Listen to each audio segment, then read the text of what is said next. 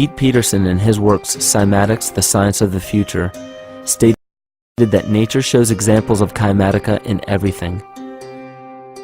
This phenomena is found to be one of the prime forces that moves biological evolution along its path. Dan Winter reproduced an experiment to prove that the ancient languages of Hebrew and Sanskrit, when spoken, create a vibratory frequency that moved matter into sacred geometrical patterns. Upon further investigation, Hebrew, Sanskrit, Aramaic, Arabic, and other elder dialects have older roots in a parent language of Gaelic and quite possibly an even earlier origin.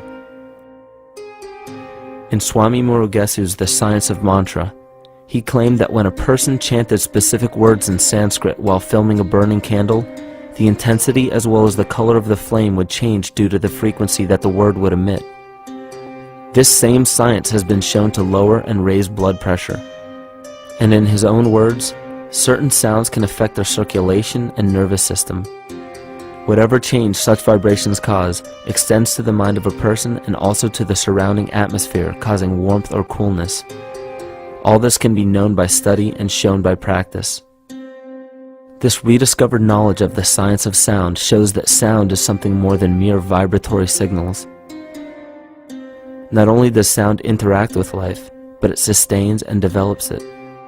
It acts as a conduit of conscious intent between people, societies, and entire civilizations. Yet the psychic illness we endure due to the domination of our false ego is reflected in the collective. Our psychological schism has shut us off from communicating correctly with our inner self, which is exactly how cancer cells within the body operate.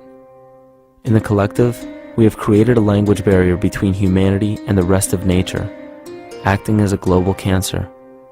Recorded in history, the efficacy of the ancient languages has been severely uprooted. The alphanumeric translation from Hebrew to English shows a complete reversal of the two languages, giving the cymatic effect unnatural results. Dr. Leonard Horowitz stated in his work on DNA, 1/3 of the sensory motor cortex of the brain is devoted to the tongue, oral cavity, the lips, and speech.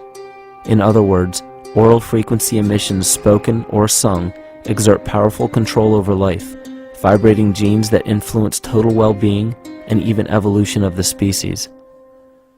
A degradation of language in this case is shown to affect biology. If something as basic and important as language can be degraded and devalued to such a degree, yet never questioned, what else might we be missing? Think of an aspect of your life that dictates the limits of your freedom. Government and law enforcement, insurance and pharmaceutical companies, taxes, building permits, driver's licenses, and more. There are hundreds if not thousands of stipulations, regulations, and boundaries on our freedom. And out of the ones that were just mentioned, how many have you researched to find out whether they apply to you or not? Let's look at the forms of law that we currently acquiesce to.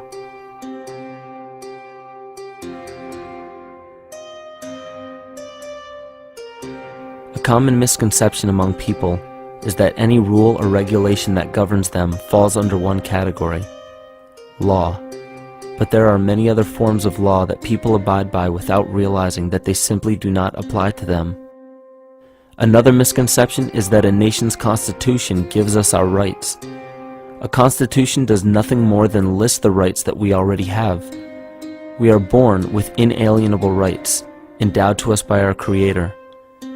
They are not given to us, and they cannot be given away. The most a person can do with a right is choose whether to exercise it or not. Maritime admiralty law is what's known as the law of the water. It is superseded by civil law and only applies to those who willingly contract themselves into it. The definition of admiralty law is a body of private international law governing the relationships between private entities which operate vessels on the oceans. Let's look at how and why a form of law that is fashioned to govern corporations, businesses, and vessels has imposed its rule over natural human beings. This is all done through a form of word magic.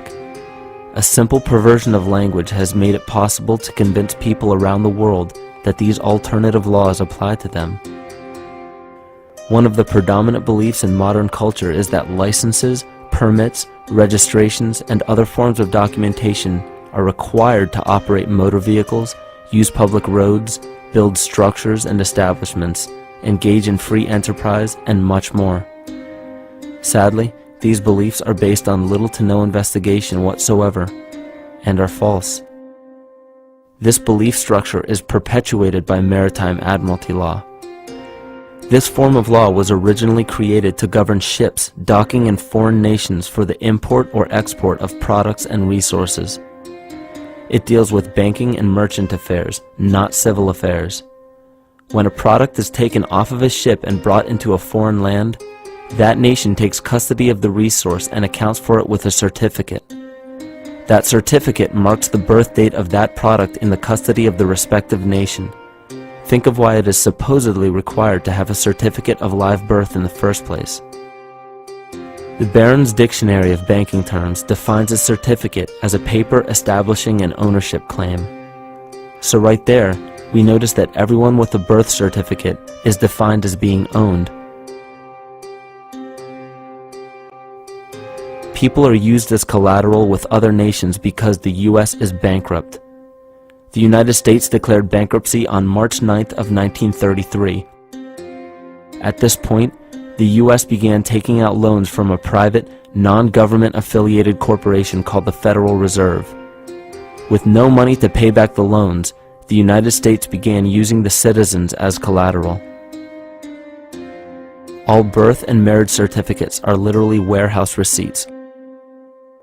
Just look at the similarities of warehouse receipts and birth certificates. Both document the date of issue,